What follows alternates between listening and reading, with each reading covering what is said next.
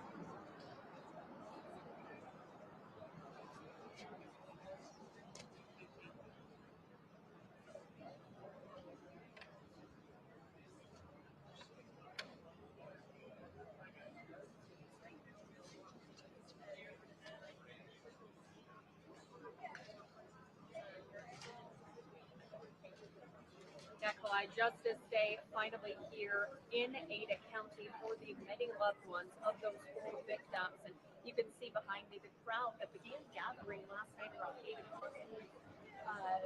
So started to be let in. There is excessive plaintiffs and the security process to get everyone infected. Will take the next hour and a half. We are still about an hour or so out from those proceedings.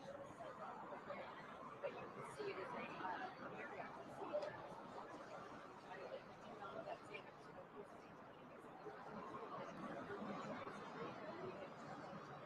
We also learned that the local law enforcement was so tirelessly on this case, they have also started to arrive as this is the final chapter in the justice process that was for Bryan Kohberger. So 3 weeks ago, and in his case, that's also another.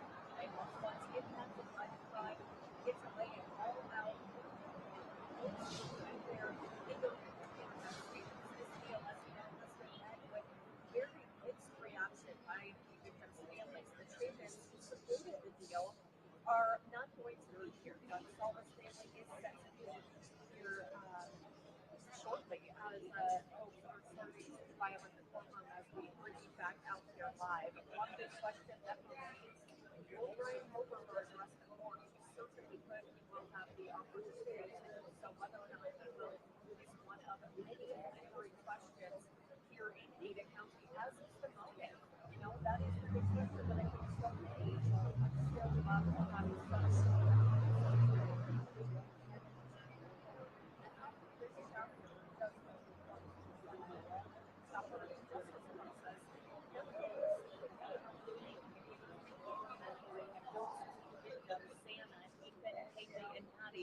For how they lived and not just how they died on that awful night in November of 2022. But yeah, we are just under an hour and a half now for the proceedings to begin for sentencing in this final chapter in the justice process here in Ada County. Bye, Sam.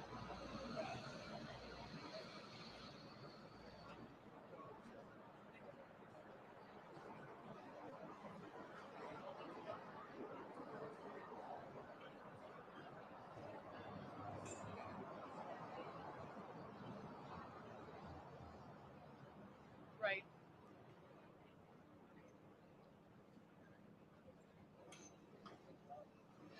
Exactly, Kalai. You know, it could spread into 2 days. In previous hearings, both sides did say that they felt fairly confident that it would last just this Wednesday. But it's entirely possible. It could stretch into Thursday. One of many questions that still remain here in Ada County.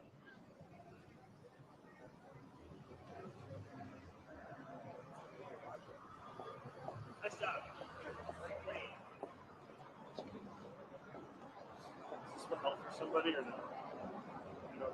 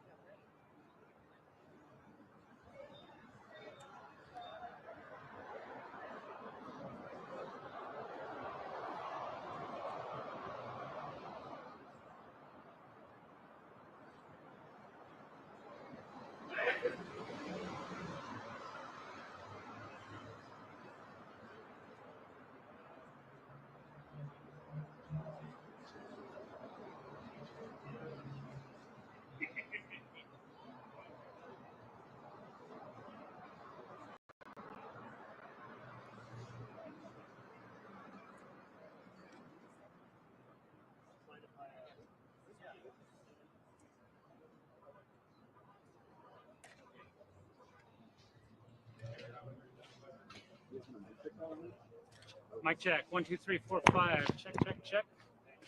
You good? Check, check, check. Mic check, mic check. You're good. You're good. Checking. 1, 2, 3. Check, check.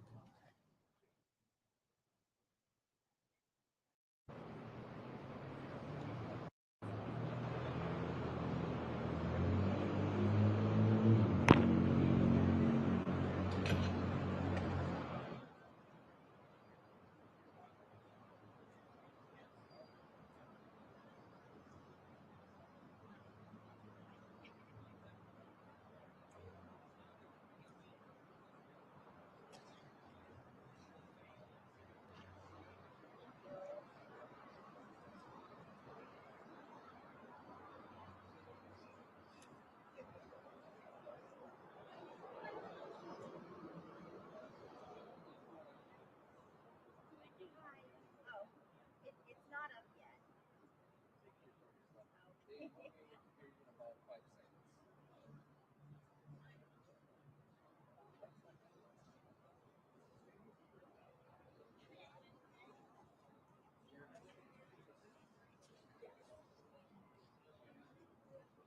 Hi, I'm doing well, thanks. How are you?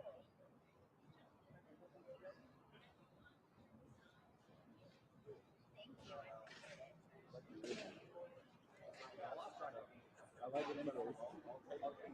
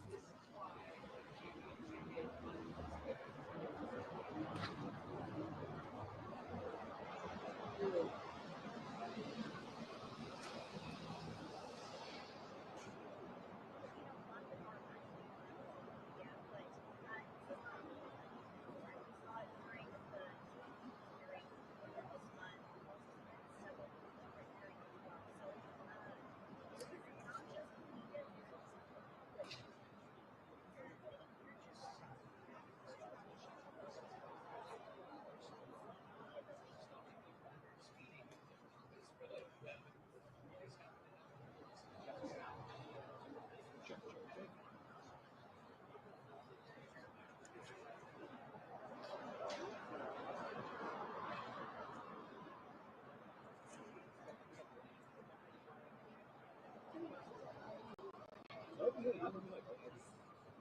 no, no. You're totally fine. I like you. I hear you.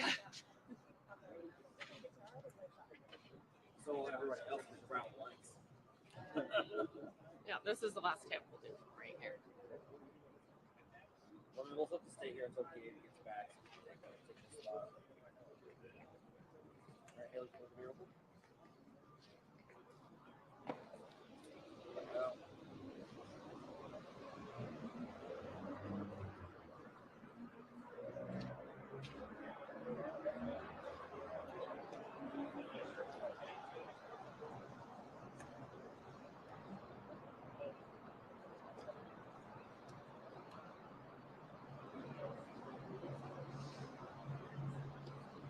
Are you going live right now?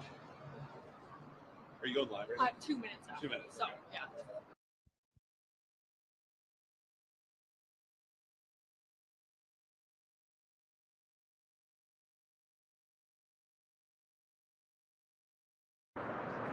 Okay.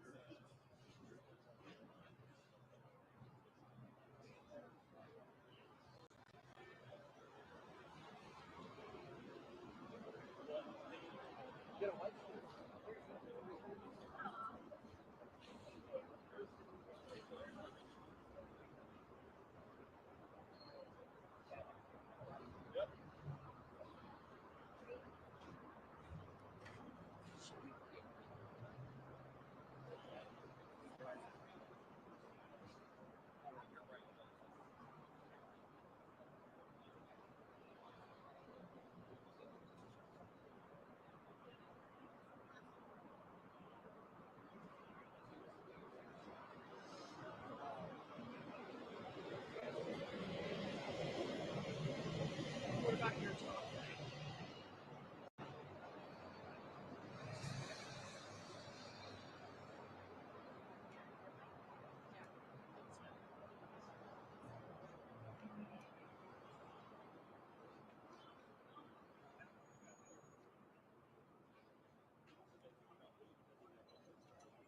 Check 1, 2, 3, 4. This is for the professor, Kohberger in Boise, Idaho. Check 1, 2, 3, 4, 5.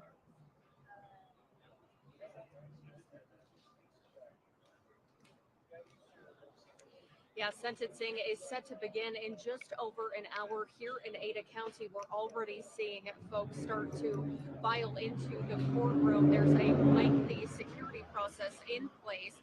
Santa Cardotto's family is already here. We are expecting family members from Kaylee Gonsalves's many loved ones as well. We'll continue to bring you updates as, again, we are about an hour out from sentencing.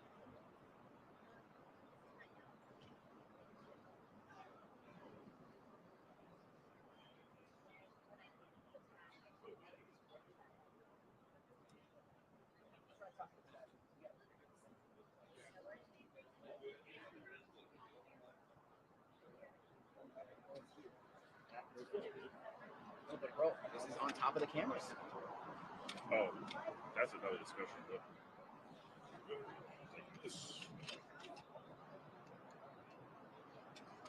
Actually, what? so if I'm gonna go inside for the presses later, do you want to put your mic up? Yeah, just put yours up now. And I'll plug in, and I'll leave. Leave your cable? Or no, you need your cable. Yeah. Do you have another long one like that? Okay, then just lend me your long one. That was yours. Yeah. Yeah, just leave your microphone up as a placeholder. And then we'll be good.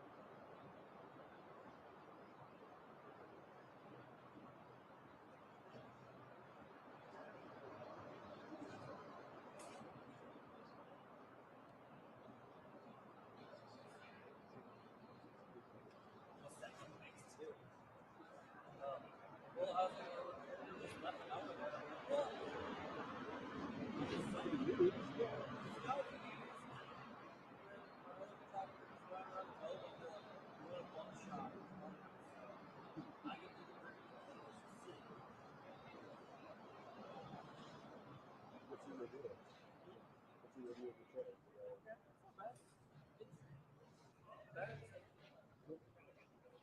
I'll take it. You put them on the Amazon. It's better than the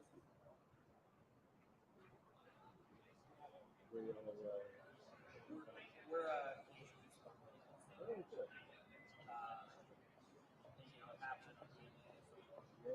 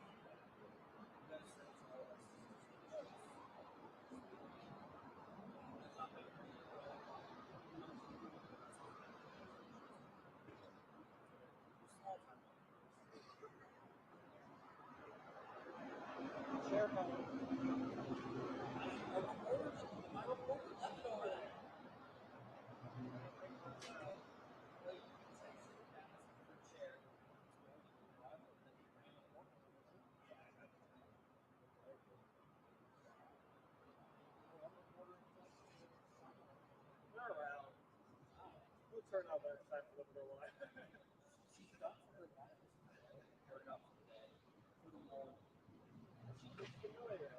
You guys are the family? Yeah. What was she before that? You ever in Sacramento? Maybe that's what it was. I think she was in Sacramento. Yeah, I was in Sacramento back in 05. I'm with you, sir.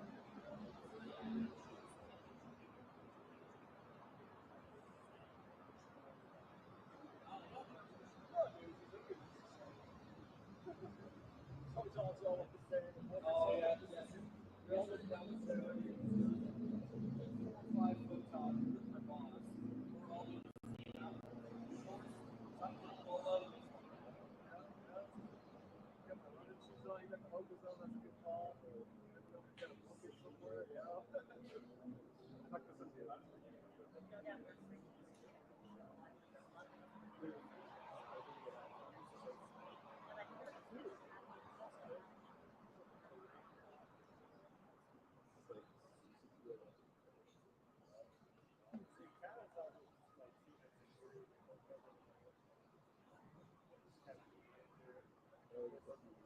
Oh, look. We showed up last night. We're sharing our space. We were like, oh, overnight. And they're like, oh, okay, I guess so. It is sleepy little Boise, though. You almost would have gotten away with it either way. Kind of not like right there.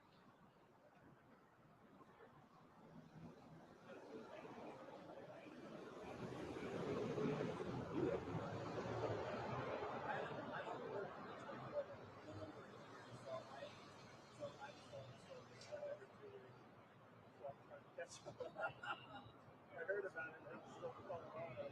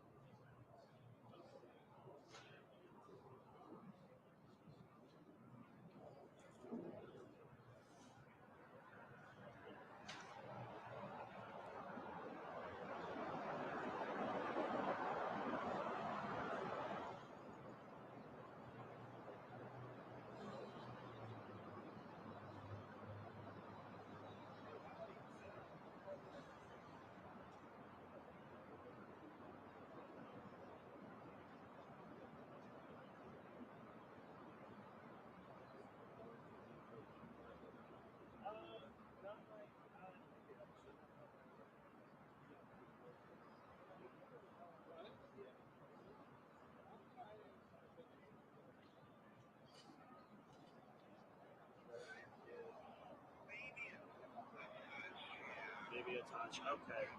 I'll play with it for a bit.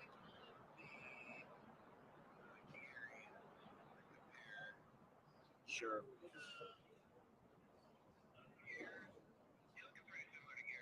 Okay.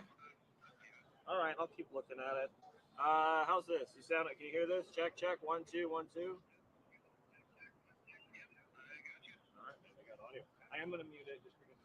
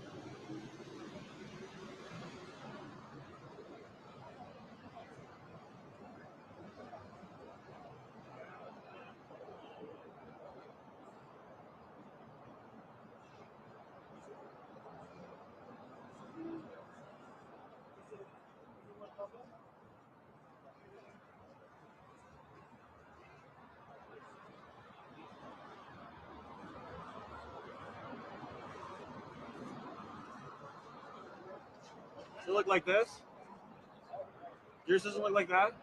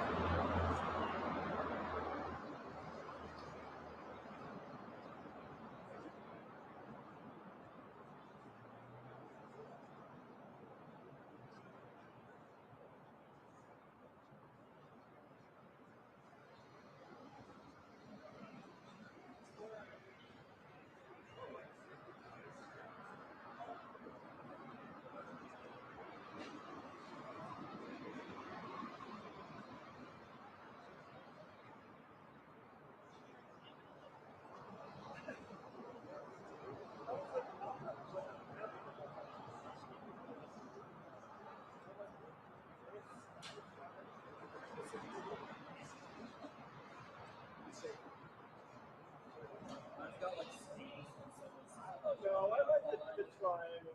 The triangle's a great shape. It gave me this. If this looks like that, that's nice. That's not good shit. What's sad? I mean, again, that's my boss. Mine's one of the best shapes. I like that. That's a good light.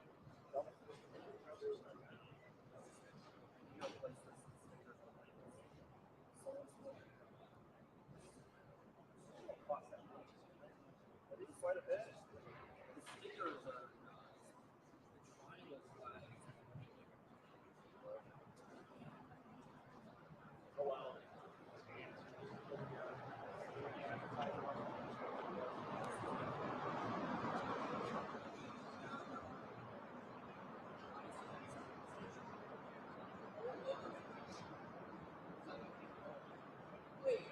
Oh sure.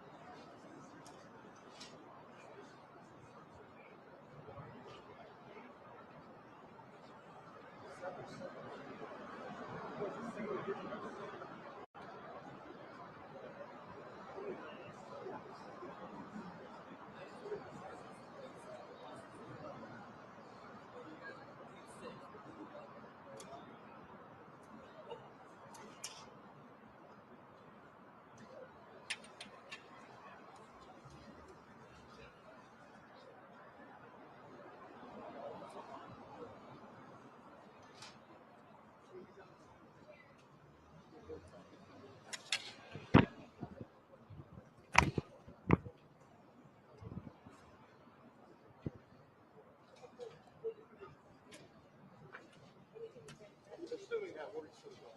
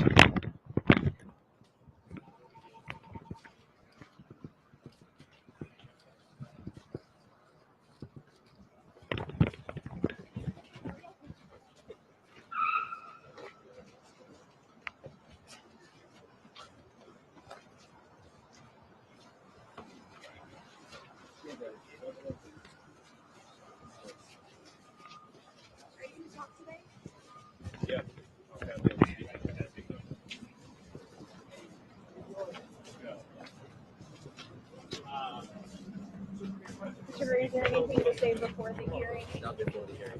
Will you be speaking before the prosecutor and law enforcement speak 45 minutes after the We hearing? don't have the schedule. Okay. So, thank you. Do you plan to speak after the hearing? I think so. What is the that he actually found.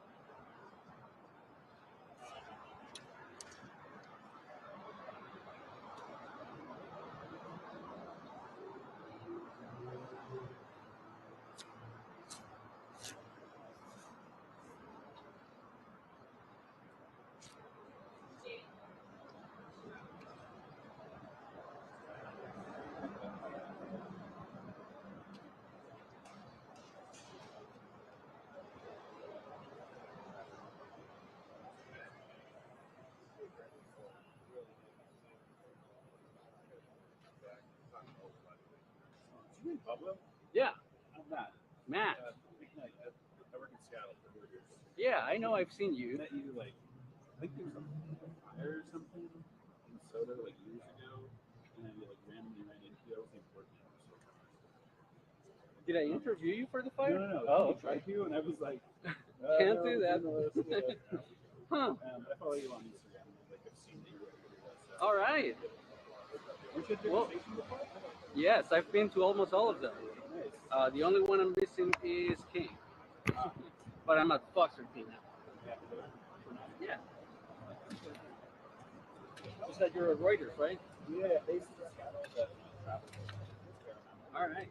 So Manuel Valdez is like your company. Oh, is he Yeah, here? he's here. Yeah, and he's gonna. Oh, there he is. Look at that. He's one of my favorites. Yeah. And this is the story that's better than that. Right.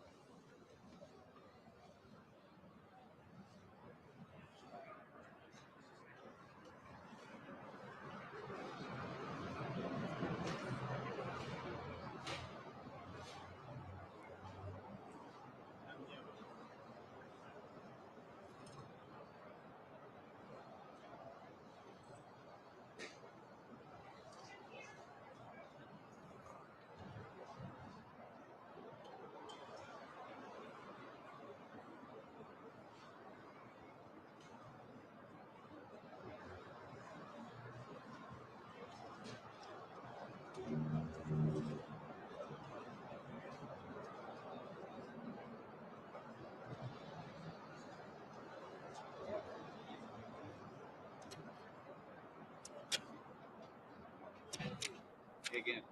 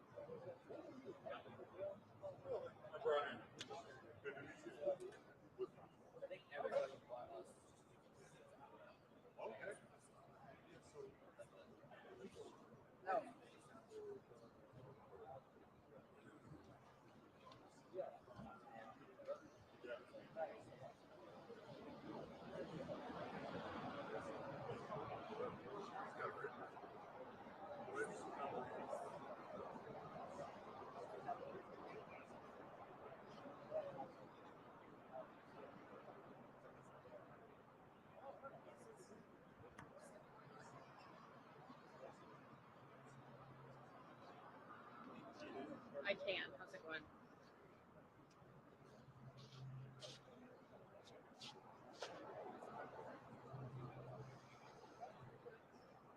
It's a little dark. Can you hear? Oh, do it by hand. Okay. It's a little dark.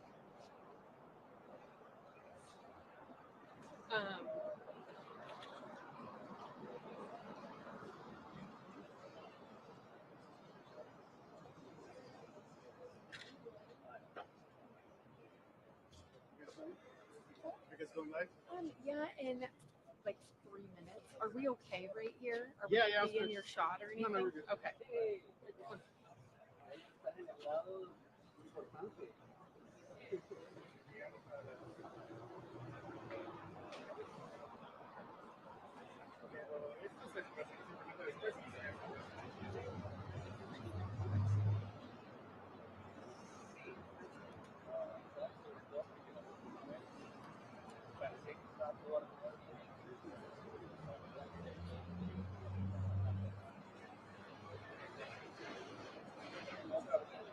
Sure. Sure. Yeah, we can move the They're voting a gonna little start bit with a bump shot, eventually. and then shortly after they can pick up. I don't care that much, but there's just a lot of chords. I don't know how Yeah. how that's gonna affect the chords. What do you think? Well, just to give it a bit more space so we have. Yeah. I assume there's gonna be more cameras coming.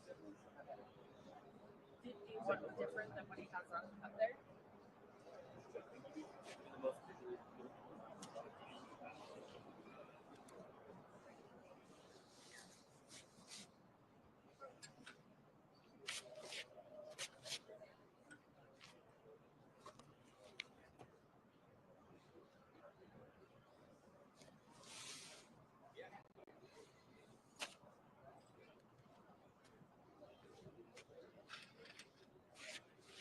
I was just talking about how you're always causing trouble.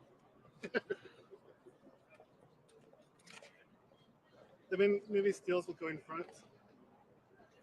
No. Yeah. Last time the reporters kind of like Yeah. He's so good looking. So ginger with the mics.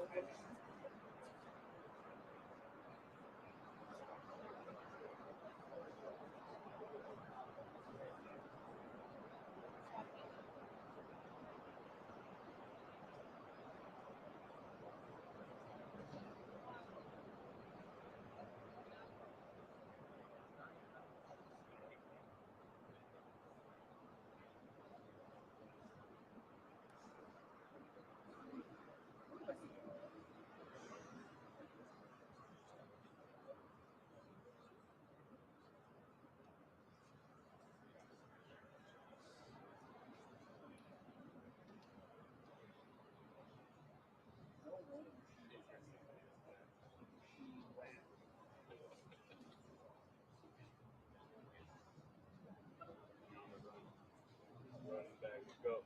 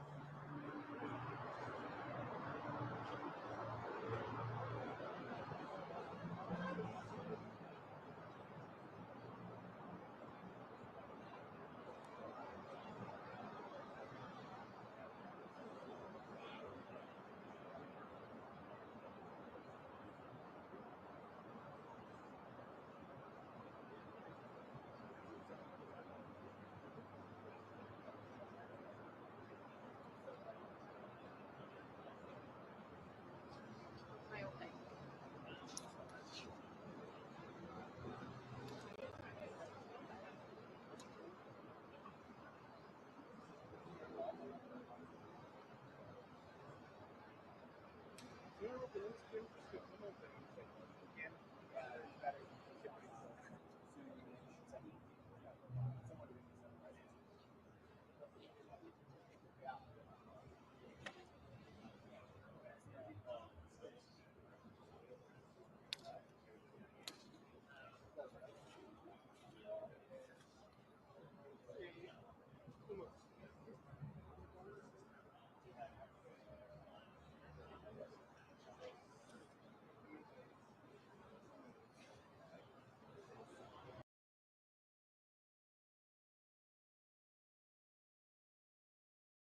Older sister I would have always wanted.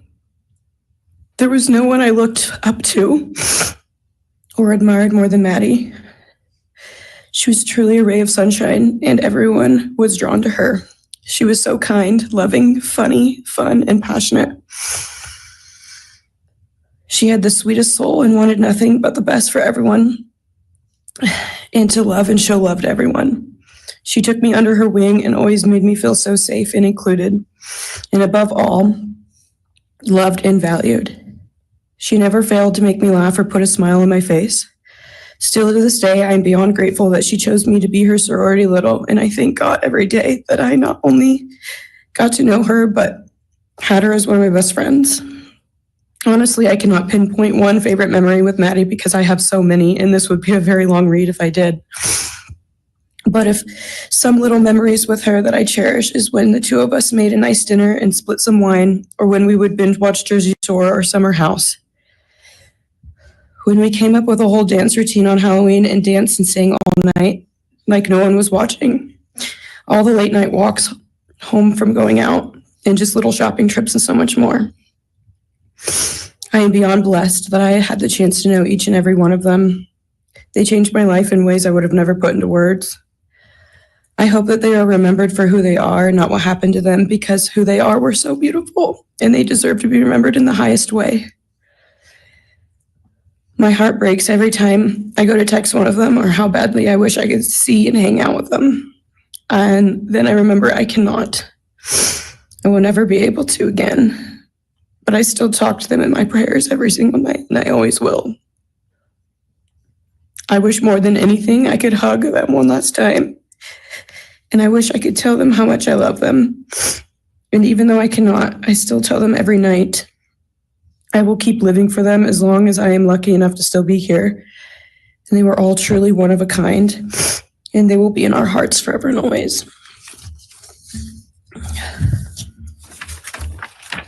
Thank you. And please convey to Bethany my appreciation for her courage, and I hope that she heals. Next is Dylan Mortensen. We're asking for some accommodations for Ms. Mortensen, and that she be allowed to sit in my seat. Sure.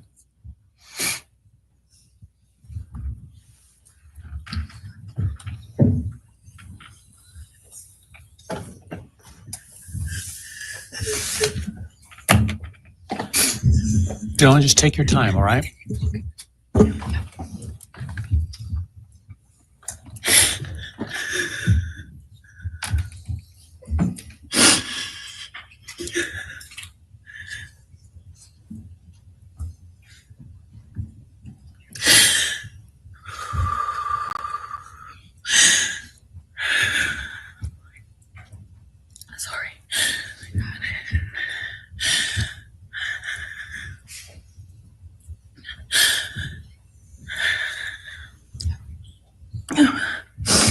you, Your Honor. What happened that night changed everything. Because of him, 4 beautiful, genuine, compassionate people were taken from this world for no reason.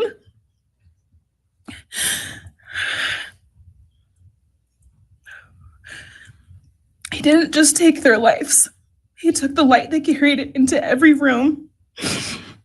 He took away how they made everyone feel safe, loved, and full of joy. He took away the ability for me to tell them that I love them and that I'm so proud of them.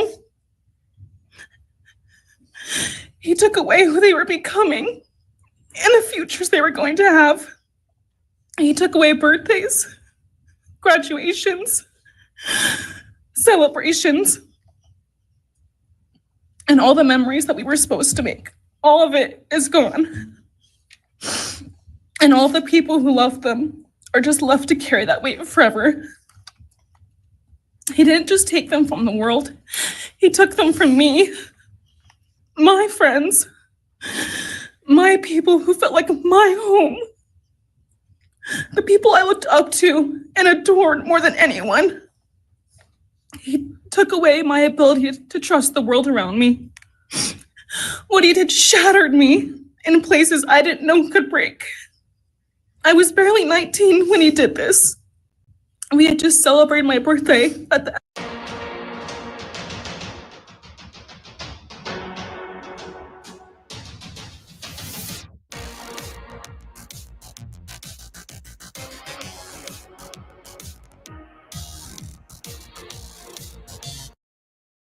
Instead, I was forced to learn how to survive the unimaginable. I couldn't be alone. I had to sleep in my mom's bed because I was too terrified to close my eyes. Terrified that if I blinked, someone might be there. I made escape plans everywhere I went. If something happens, how do I get out? What can I use to defend myself? Who can help? And then there are the panic attacks. The kind that slam into me like a tsunami out of nowhere. I can't breathe. I can't think. I can't stop shaking.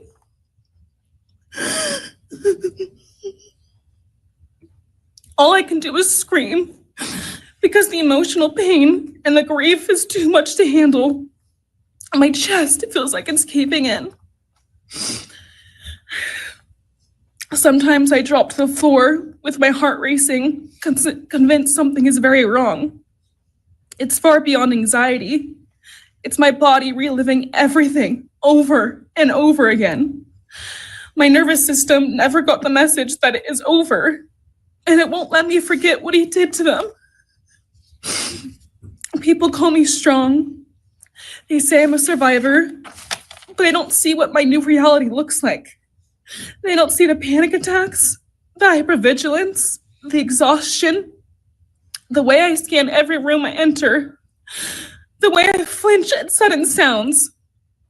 They don't know how heavy it is to carry so much pain and still be expected to keep going, and that's because of him.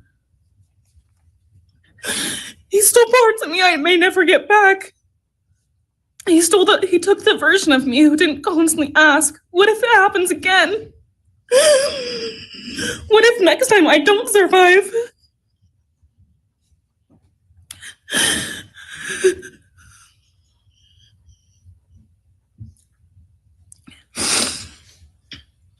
He may have shattered parts of me, but I'm still putting myself back together. Piece by piece, I'm learning how to live in this new version of life. It is not easy. It hurts, but I'm still trying. And I'm not trying just for me. I'm trying for them, my friends. About a year ago, I had a dream about them. I got to say goodbye. I told them I won't be able to see you again, so I need to tell you goodbye. They all kept asking why, and all I could say was, I can't tell you, but I have to. When I woke up, I felt shattered and heartbroken, but also strangely grateful.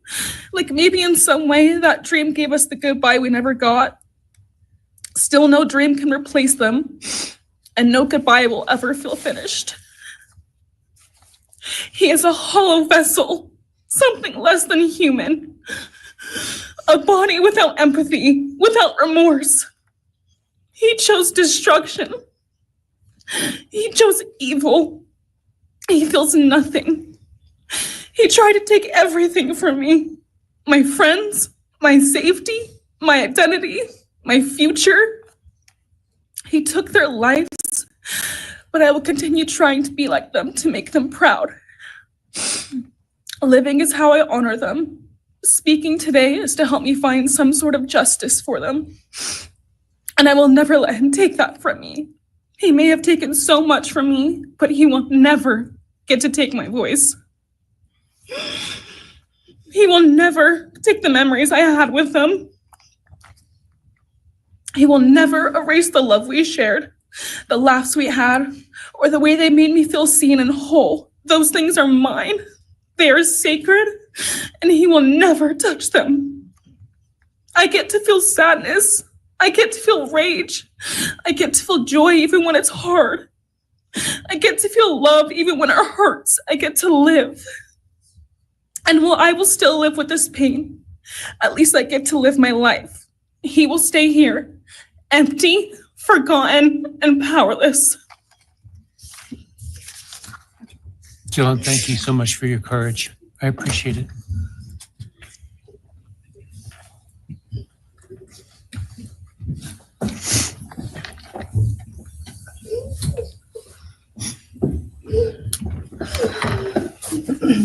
Next, we have members from the Madison Mogan family.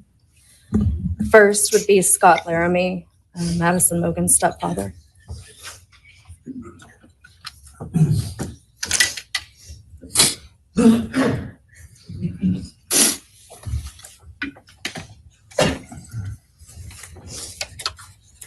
Standing by him is Karen Laramie, Madison's mother. Thank you, Your Honor. My name is Scott Laramie. I'm Maddie Mogan's stepfather and the husband of Maddie's mother, Karen Laramie. I will read this victim impact statement on behalf of Karen and myself. Maddie was our gift of life, our purpose, and our hope. Maddie quickly became Karen's joy, identity, and purpose in life. I joined Maddie's life when she was 2.5 years old. The experience transformed me into a life of joy, love, and family. Maddie was bright, beautiful, kind, empathic. She listened carefully to others and was observant, seeing and caring about the hearts and the minds of all she encountered. She loved music and music festivals. She had a wonderful sense of humor. She excelled in school. She was an easy child to raise, almost never requiring discipline, and almost always giving us parental joy. One time Karen remembers disciplining Maddie as a little girl. Maddie responded, "You broke my heart," which of course melted ours. She had a keen wit, even at that young age. As she transitioned into teenage years, she prioritized us and extended family over many of the distractions that capture teenagers. She showered us with her presence and love at family events, barbecues, picnics, birthdays, holidays, and others. She spent countless hours with her papa, her Uncle David, Aunt Nadine, and her other close family and friends.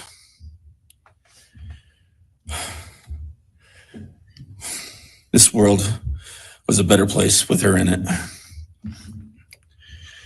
As she reached adulthood, Maddie applied her studies to be a marketing professional, entering into an internship at Payne West, and started planning her professional future. As with all things, she involved Karen and myself in the joy of her journey. As she transitioned into womanhood, Karen and I continued to be astounded at this wonderful and accomplished person we had created. All parents dream of their children accomplishing more than them. We realized this dream, all we had not become, she was becoming. Karen and I are ordinary people, but we lived extraordinary lives because we had Maddie. Maddie was taken senselessly and brutally in a sudden act of evil. She was taken along with the young, promising, and bright lives of Kaylee, Xana, and Ethan. First, we felt disbelief. Next, we felt disorientation. Then we felt grief overcome us. Our grief is compounded even more for the Goncalves, Kernodle, and Chapin families. We speak of hope and healing, and we do have hope and some healing. But the vast emotional wound will never fully heal. Since Maddie's loss, there's emptiness in our hearts, home, and family, an endless void. After losing her mother in a car crash, Karen took years to grieve and recover. The feeling that her life with Maddie and they was perfect helped her to start to heal. Now, this is no longer perfect. After Maddie's loss, Karen felt like she was spinning out, emotionally collapsing into anxiety and depression. She sometimes asks, how am I supposed to go on when I've lost my favorite person in the world? I felt the same, and we continue to struggle.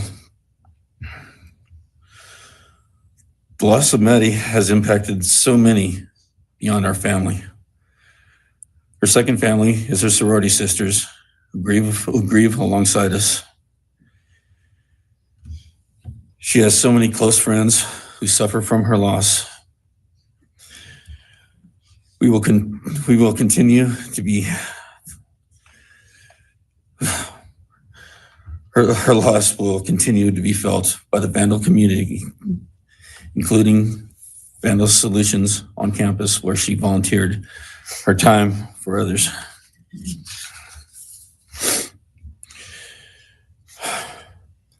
It helps us to know Maddie is in heaven now, freed from the trials of this earth. We, however, continue to live on without the grace and support of her presence. We will grow old without our only child, our bright, beautiful friend and daughter. In the end, there are no words that can accurately capture the devastation of losing Maddie. We will endure, and we will go on. For Maddie, we will not let our grief consume us.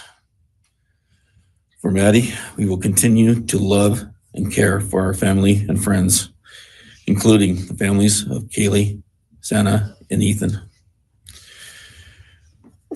We will remain united with them. We can only hope that others out there suffering similar losses can look to us and see that we can overcome hatred, darkness, and evil. We know the law allows us to comment on the defendant and his sentence. As for his sentence, we support the plea agreement. Society needs to be protected against this evil.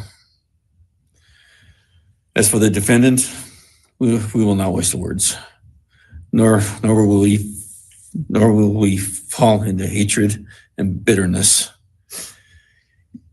Evil has many faces, and we now know this, but evil does not deserve our time and attention. We are done being victims. We are taking back our lives. We will turn our time, talents, and attention to hope, healing, and helping others and to the future. We invite all those who have suffered with us on this to join us in our journey. We can make this world a better place. We can move on from tragedy. Adversity will visit us, evil will visit us, but we will overcome. We can and will endure.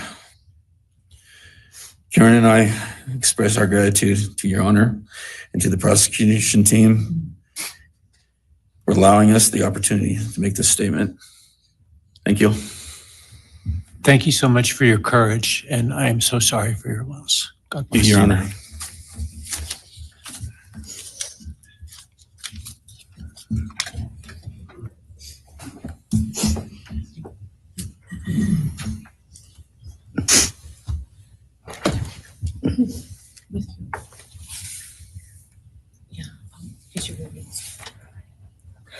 Your Honor, this is Leander James. He's the attorney for the Mogan family and victim advocate.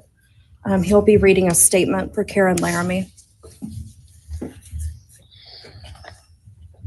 May it please the court, counsel. My name is Leander James. I am the pro bono counsel for Karen and Scott Laramie. Karen has asked me to read this statement into the record. I thank my husband, Scott, for his statement, his courage, and his unending love and support during this dark time. While words are inadequate to capture the impact of this horrific crime on our family, he expressed it as best anyone could.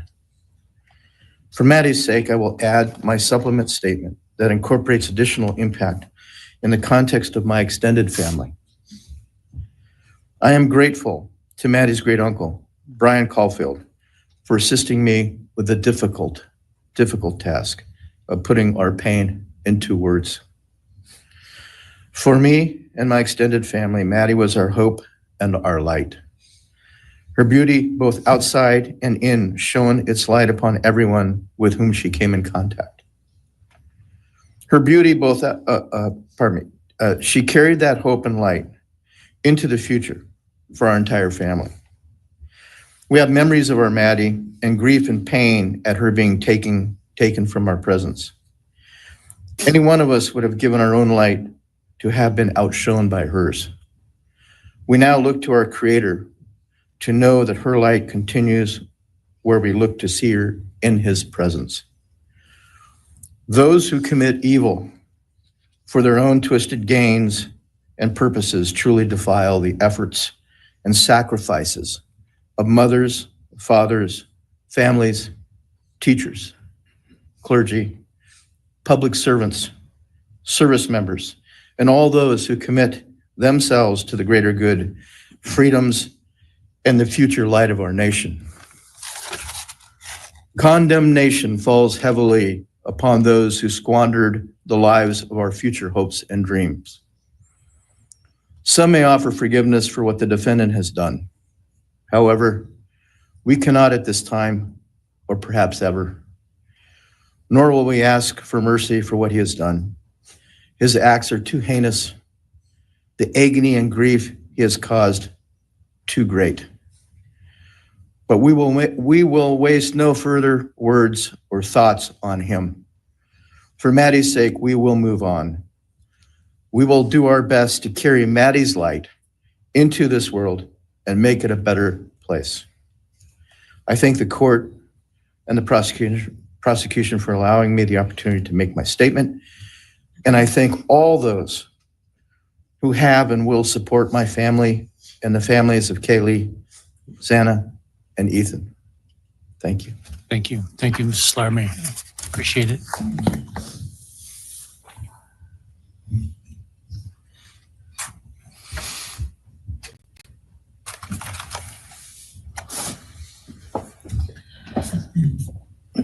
Next is Ben Mogan, the father of Maddie Mogan. course. Actually, Your Honor, it'll be Kim Cheeley, the grandmother of Maddie Mogan.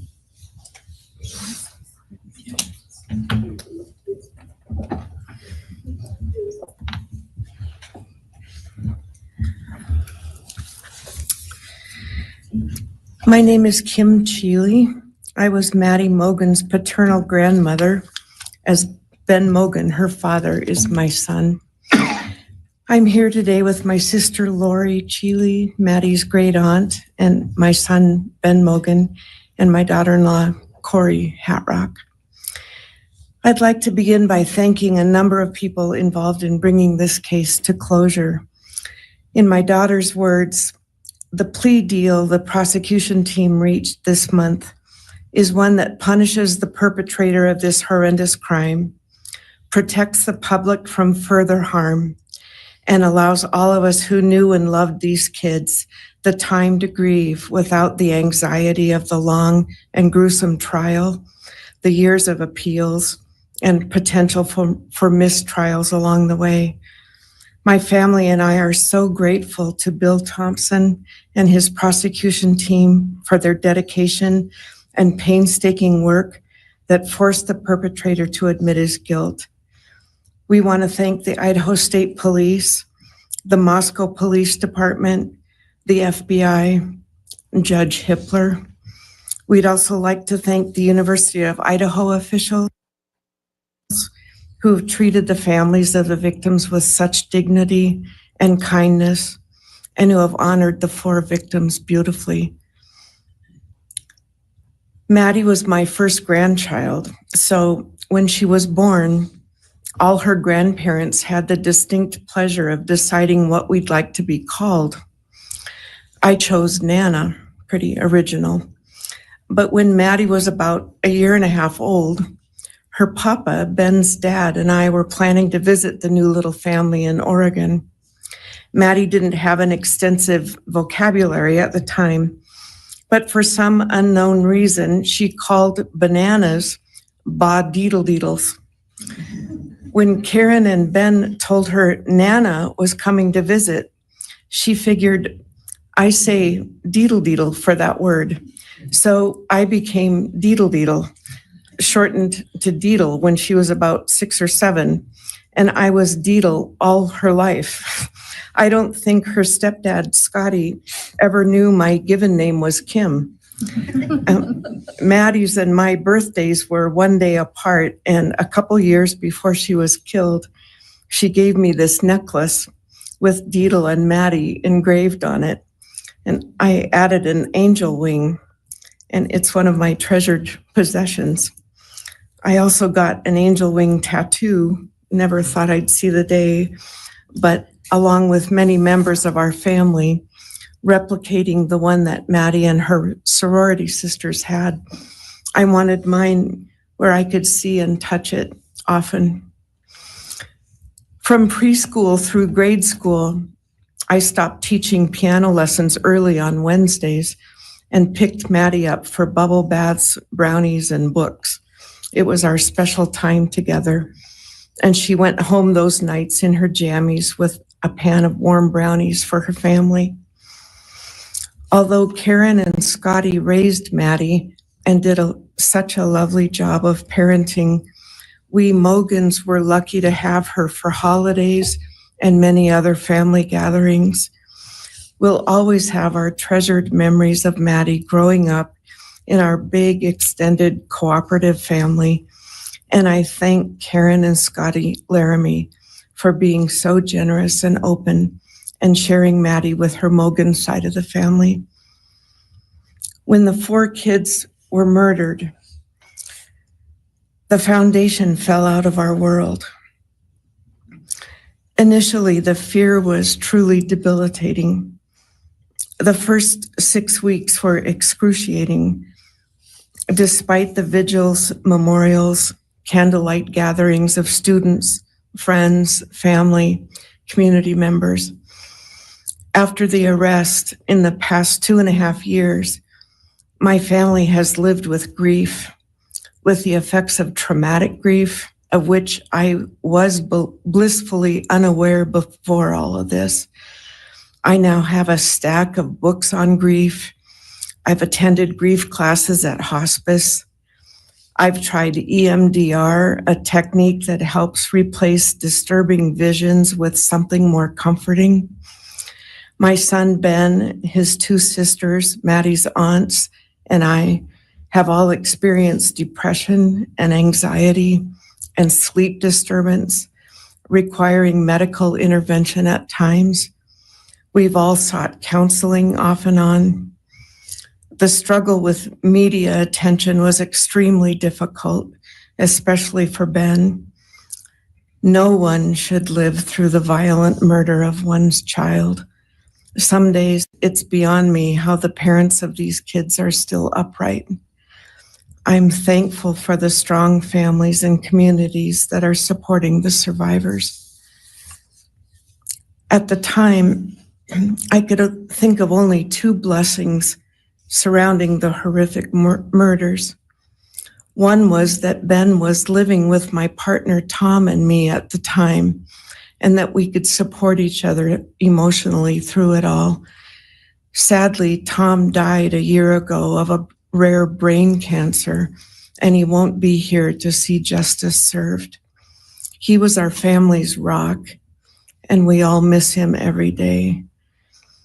A second blessing is that my mother died of COVID several months before the kids were killed, and she didn't have to live through the horror. It was difficult to identify blessings. So we've all lost our dear child and a future with her. I ache for the loss of the dreams that she and her true love, Jake, held.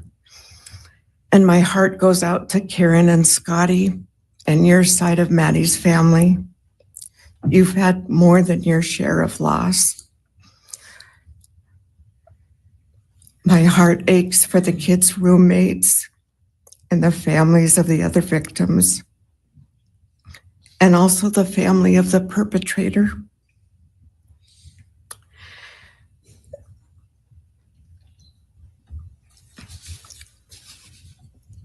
Going forward, we Mogans are choosing to put our energy and focus into honoring Maddie's too short life and sweet spirit by celebrating Maddie May Day, which my two daughters established. On May 25th each year, Maddie's birthday, we encourage folks to do random acts of kindness in Maddie's name. In my daughter Katie's words, may we all protect our peace in whatever way possible, unite in community, and focus on joy. Please do an act in kindness in Maddie's honor during this week, so a glimmer of Maddie's light may live on. Thank you. Thank you, and appreciate your courage, and bless you and your family. Thank you.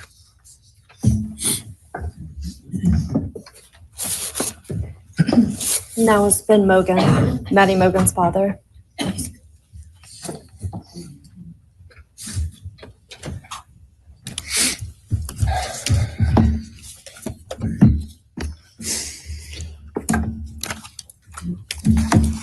I'm Benjamin Mogan. I'm Maddie's dad. And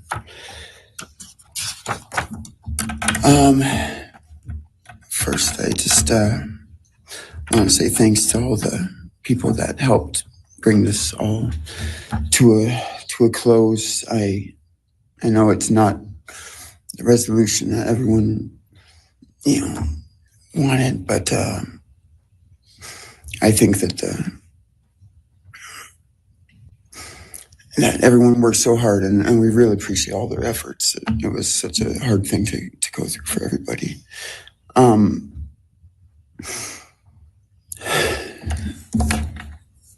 Maddie was my only child that I ever had.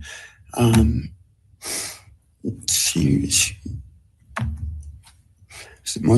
the only great thing I ever really did, and the only thing I was really ever proud of. And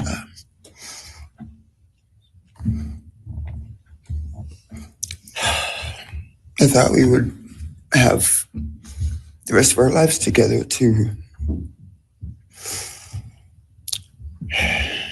be together and know each other, and I took for granted the times, she was in college, and I thought, oh, well, we'll have the rest of our lives to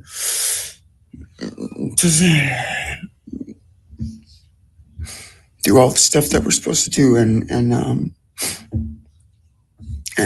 she was just about done. She actually earned all of her credits for her college degree, and Karen and Scotty and I got to go and get her diploma that she actually earned, and she deserved every bit of that. And but I thought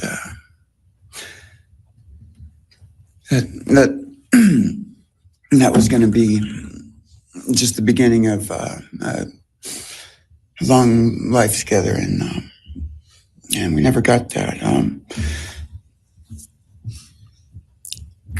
Karen and Scotty did such a great job raising her after Karen and I split up, and I'm so thankful for Scotty and the role that he played in her life when I wasn't able to. But we got to spend a lot of great times together, Maddie and I. She was my favorite person to go to a concert with.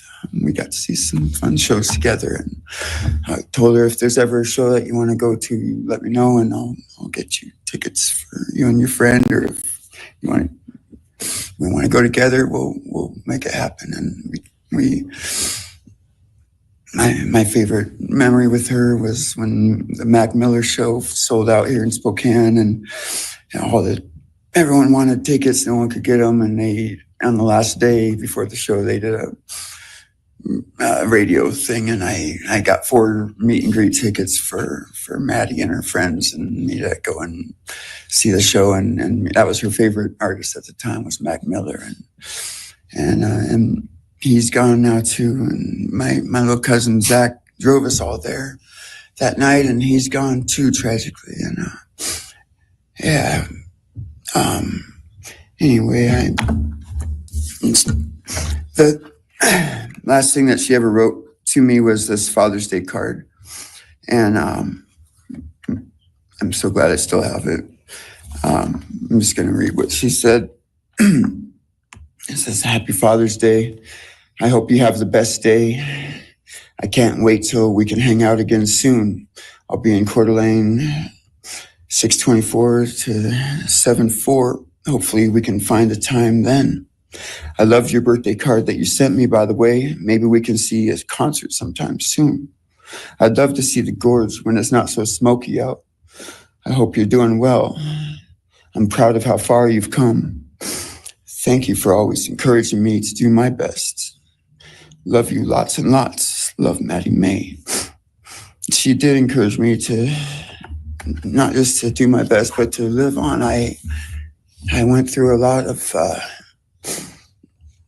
issues with addiction and with substance abuse, and when I wasn't wanting to live anymore, she was what would keep me from just not caring anymore, and knowing that she was out there and that she was just such a beautiful person kept me alive a lot of rough moments, and I'm so glad that she was able to meet Jake. He was the only one that actually ever got to take her to the gorge. They went and saw Watershed together, and they had a heck of a time. I'm just glad she got to. That's a really special place for me, and she always wanted to work out there with me in the summer sometime. She never got to, but at least she got to see it once with Jake. He was such a great guy. He is such a great guy. And I really wanted to see what a future with them would have looked like. I'll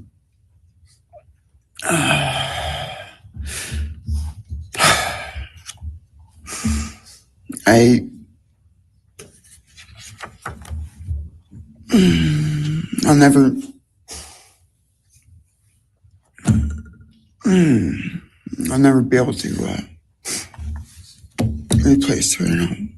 I wrote a bunch of stuff. I just don't know what to say right now. Except I just miss her so much, and I just love her more than anything. And it shouldn't have happened. And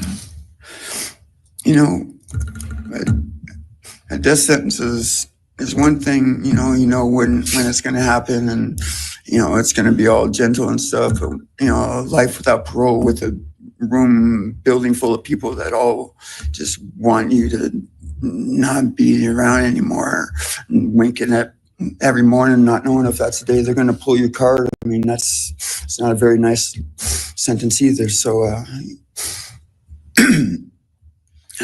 don't know. I just love you, Maddie, and I wish you were still here. Thank you so much.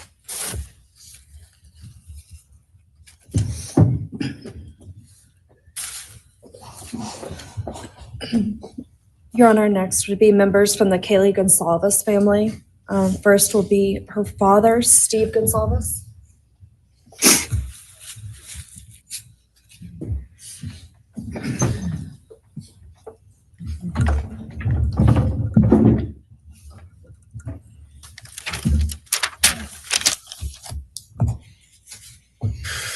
Today, we are here to finish what you started.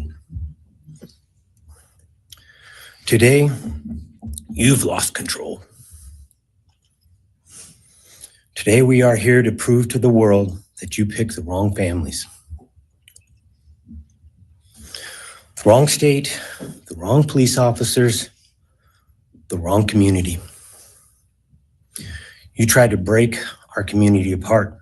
You tried to plant fear. You tried to divide us. You failed.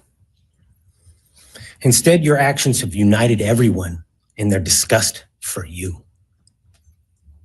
I just learned from these lead investigators, to their shock, they worked in an investigation and actually worked with Pennsylvania police officers and the federal FBI. You united everyone. Everyone was united after you. None of us are divided. We are united in our disgust and our love for these children. Today, you have no name. Because when this all started, we all came together and we said, let's stop even talking about his name and just use initials. So even the media just calls you BK. That's all you are. Looking back when the police officers knocked on my door, told me what happened to my child, told me what happened to Maddie Mae, I don't think he was even out of the driveway before my kids turned around, looked at me and said, what do we do, Dad? I told him, you get to work. You get your ass to work. And we started calling, we started texting, we started emailing. And you know what? Within hours, we had your white car on the camera. We knew from the very beginning we had you. Police officers tell us within minutes, they had your DNA, like a calling card. You were that careless, that foolish, that stupid. Master degree, you're a joke, complete joke. But we took this disaster and we did what we could. We put everything online. We took our kids, we took our images, we took everything that they did, their videos, their photos, the girls' pranks and singing. We put it out there, we shared it with the world. And the world united. And all they ended up, when they talked about this case, is they talked about Kaylee Jade, Maddie Mae, Xana, and Ethan. Everything what these people meant to us, a father, a mother, a brother, a sister, we shared that with our community. Then we shared it with our state. We shared it with the country, and eventually we shared it with the world. The world's watching because of the kids, not because of you. Nobody cares about you. You're not worth the time, the effort to be remembered. In time, you will be nothing but two initials forgotten to the wind. No visitors, nothing more than initials on an otherwise unmarked tombstone. From this moment, we've all started. From this moment, we will forget you. We want to all leave in closing. One last thing. You picked the wrong family, and we're laughing at you on your trip to the pen. That will be today or tomorrow. I'll close with, God bless all the men and women that worked on this case and all the hard work that you guys did. You guys allowed us to grieve and allowed us to get through this. The amount of work that you guys put together and the way that you guys put it together was beautiful. There was hard times to be expected, but thank you all. God bless. Thank you.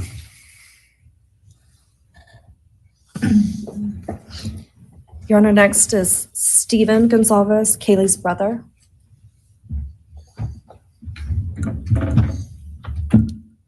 Stephen's actually gonna pass. I'm gonna go. Okay. Olivia Gonzalez, Kaylee's sister. Hello, I'd like to start by thanking the court for allowing me the time and opportunity to speak today. My name is Olivia, and I'm the big sister of Kaylee Gonzalez, and I was blessed to love Madison Mogen as a sister too. I'm not here today to speak in grief. I'm here to speak in truth. Because the truth is, my sister Kaylee and her best friend Maddie were not yours to take. They were not yours to study, to stalk, or to silence. They were two pieces of a whole, the perfect yin and yang. They are everything that you could never be. Loved, accepted, vibrant, accomplished, brave, and powerful. Because the truth about Kaylee and Maddie is they would have been kind to you. If you had approached them in their everyday lives, they would have given you directions, thanked you for the compliment, or awkwardly giggled to make your own words less uncomfortable for you. In a world that rejected you, they would have shown mercy. Because the truth is, I'm angry. Every day I'm angry. I'm left shouting at the inside of my own head everything I wish I could say to you. The truth about me is when I heard the news, I didn't cry. I listened for them. I promised them I would, that I would fight for them, that I would show up no matter what it cost me. I swore I'd never let them feel alone. Because you see, I've always been their heavyweight. I've always been the one to fight the battles they didn't feel ready to fight themselves. All it ever took was a call, and they knew I would handle it for them, no matter the time, no matter the cost. They could wave their white flag because they knew I would never back down, not for them. And not even death could change that. Somewhere along the line, I started to think about what I would say to them if I was given just one last chance. If I could gather enough heartbreak or love or sacrifice or whatever it took to get just one message across. What would I say? Throughout this entire process, I've written my feelings down at every moment, my wishes, my love, my denial, my anger.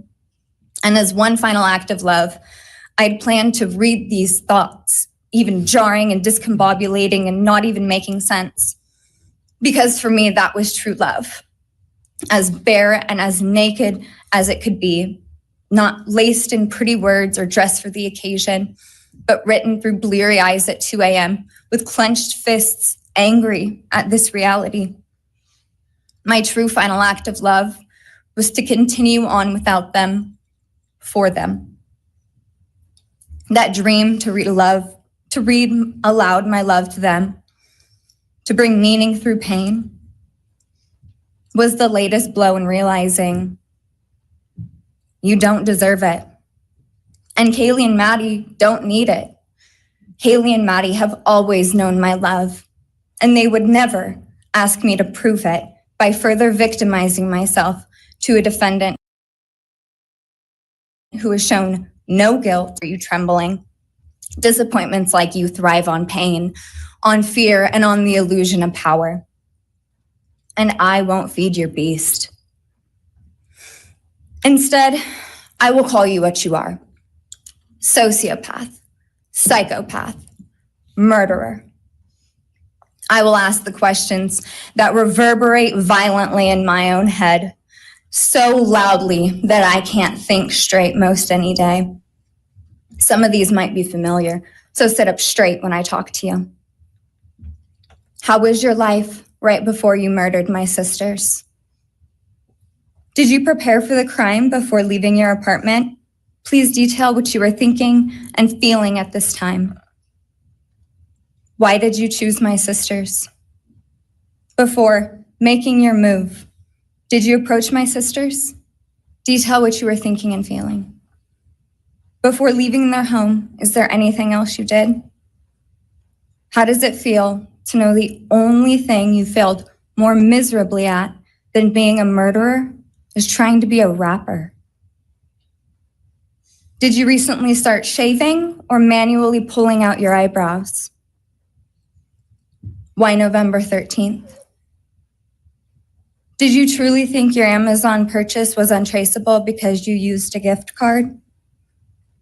How do you find it enjoyable to stargaze with such a severe case of visual snow? Where is the murder weapon? The clothes you wore that night? What did you bring into the house with you? What was the second weapon you used on Kaylee? What were Kaylee's last words? Please describe in detail the level of anxiety you must have felt when you heard the Bearcat pull up to your family home on December 30th, 2022. Which do you regret more? Returning to the crime scene 5 hours later, or never, ever going back to Moscow, not even once, after stalking them there for months? If you were really smart, do you think you'd be here right now? What's it like needing this much attention just to feel real? You're terrified of being ordinary, aren't you? Do you feel anything at all? Or are you exactly what you always feared? Nothing. If you're so powerful, then why are you still hiding, defendant? You see, I'm here today as me. But who are you? Let's try to take off your mask and see. You didn't create devastation. You revealed it in yourself. And that darkness you carry, that emptiness, you'll sit with it long after this is over. That is your sentence. And it was written on the wall long before you ever pled guilty. You didn't win. You just exposed yourself as the coward you are. You're a delusional, pathetic, hypochondriac loser who thought you were so much smarter than everybody else. Constantly scolding, turning your nose up to grammar mistakes, nitpicking and criticizing others. You wanted so badly to be different, to be special, to be better, to be deep, to be mysterious. You found yourself thinking you were better than everyone else, and you thought you could figure out the human psyche and see through it, all while tweaked out on heroin. Lurking in the shadows made you feel powerful because no one ever paid you any attention in the light. You thought you were exceptional, all because of a grade on a paper. You thought you were elite because your online IQ test from 2010 told you so. All of that effort just to seem important. It's desperate. There is a name for your condition, though. Your inflated ego just didn't allow you to see it. Wannabe. You act like no one could ever understand your mind, but the truth is you're basic. You're a textbook case of insecurity disguised as control. Your patterns are predictable. Your motives are shallow. You are not profound. You're pathetic. You aren't special. or deep, not mysterious or exceptional. Don't ever get it twisted again. No one is scared of you today. No one is intimidated by you. No one is impressed by you. No one thinks that you are important. You orchestrated this like you thought you were God. Now look at you. Begging a courtroom for scraps. You spent months preparing, and still all it took was my sister in a sheath. You worked so hard to seem dangerous, but real control doesn't have to prove itself. The truth is, the scariest part about you is how painfully average you turned out to be. The truth is, you're as dumb as they come. Stupid, clumsy, slow, sloppy, weak, dirty. Let me be very clear. Don't ever try to convince yourself you mattered just because someone finally said your name out loud. I see through you. You want the truth? Here's the one you'll hate the most. If you hadn't attacked them in their sleep, in the middle of the night, like a pedophile, Kaylee would have kicked your fucking ass. Thank you. Thank you.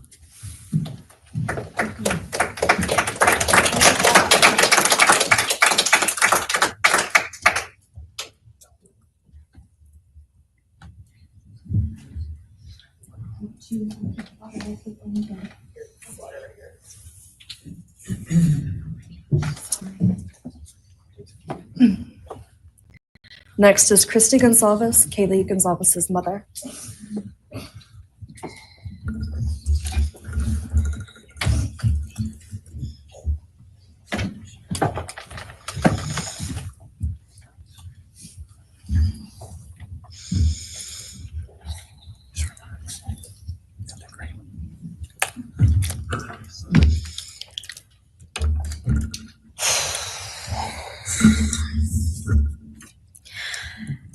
Thank you, Your Honor.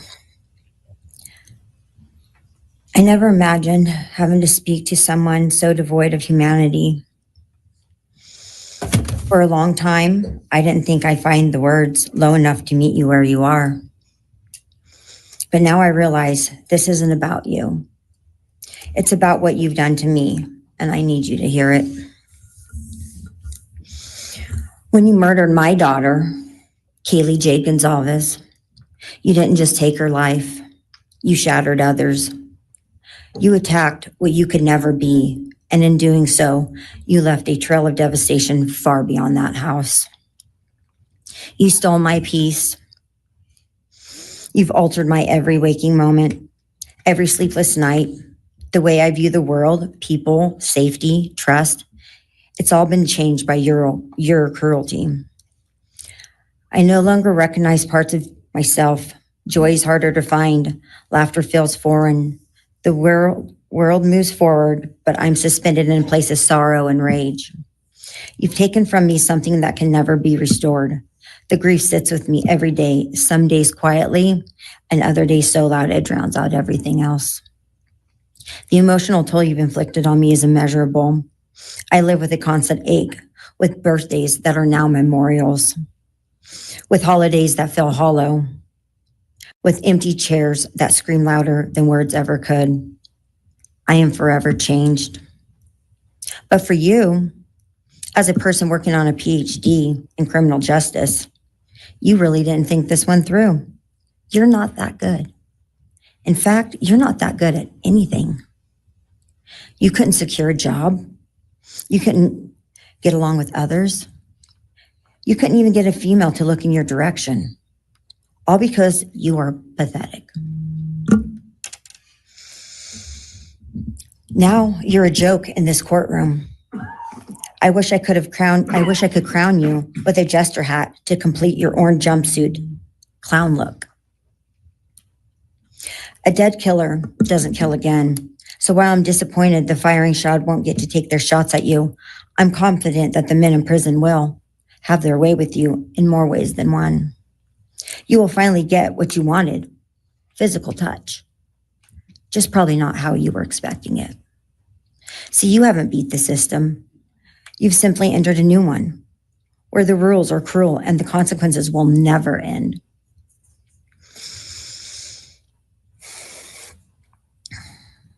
You are entering a place where no one will care who you are and no one will ever respect you. You will be forgotten, discarded, used, and erased. You will always be remembered as a loser, an absolute failure. And when those prison doors slam shut behind you, I hope that sound echoes in your heart for the rest of your meaningless days.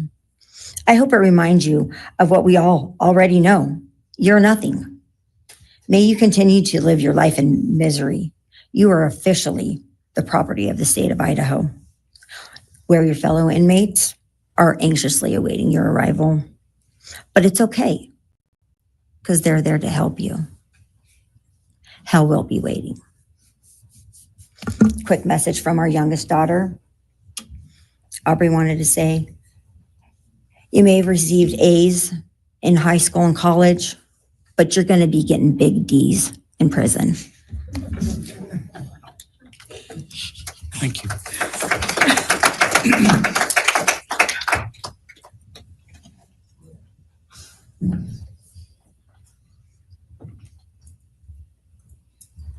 Do we have more from the Gonzalez family, or are you? Yes. Next would be Shannon Gray, the Gonzalez family attorney. He'll be reading statements from Kaylee Gonzalez's grandmothers. Morning, Your Honor. Shannon Gray, the attorney for the Gonzalez family. I actually have 3 statements, one from her aunt and 2 from her grandparents. This is from her aunt, Tammy Butts. You, in the cloak of darkness, made a decision to turn our whole family's world upside down forever. You, in the cloak of darkness, took our Kaylee J. Gonzalez away from us all without hesitation. Never have you shown any remorse or regret. We just get creepy, non-expressive stares as you have your team of women defend you. Kaylee was a strong, kind, fun-loving, caring person, and she will greatly be missed by all her family and friends for the rest of our lives. She had goals in life that you took from her and us. We lose on watching her enjoying her life, working hard and building the future she wanted. She was ready to start that after college life. You, in the cloak of darkness, took it all away. You left us without her future wedding, her future children that she would have added to our family. No more talking to her on the phone, going for a coffee, celebrating holidays. It's all gone. You, in the cloak of darkness, gave each and every one of Kaylee's family members their own lifetime sentence.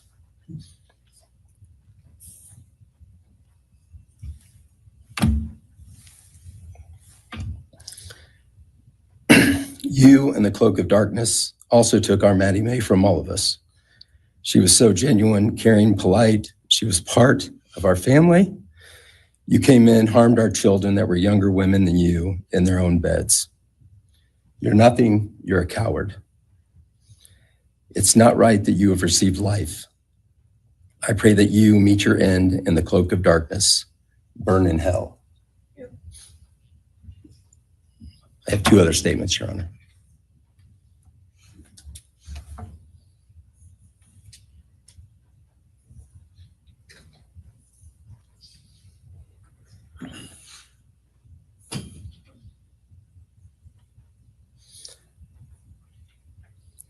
This is Linda Lucan's statement. This is Kaylee's grandmother.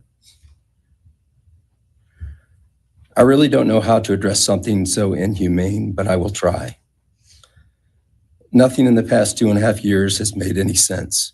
All I get is you cowardly went into a home at night, filled with what I'm sure you thought was all sleeping girls, and went on a vicious killing spree for no other reason but to appease your demonic urges. You took my granddaughter Kaylee from us, plus 3 other beautiful lives. You took my granddaughter Kaylee, beautiful, sweet-souled, doll-faced Kaylee, who was getting ready to start her amazing life, who had such a bright future, who was loved by so many, who you were so envious of. She had a life you could never have. You are so beyond human. You're definitely a demon from hell. I truly wish your punishment would be the same death you inflicted on our kids. But I think you will meet some new friends in prison who will be there just to help you. Thumbs up.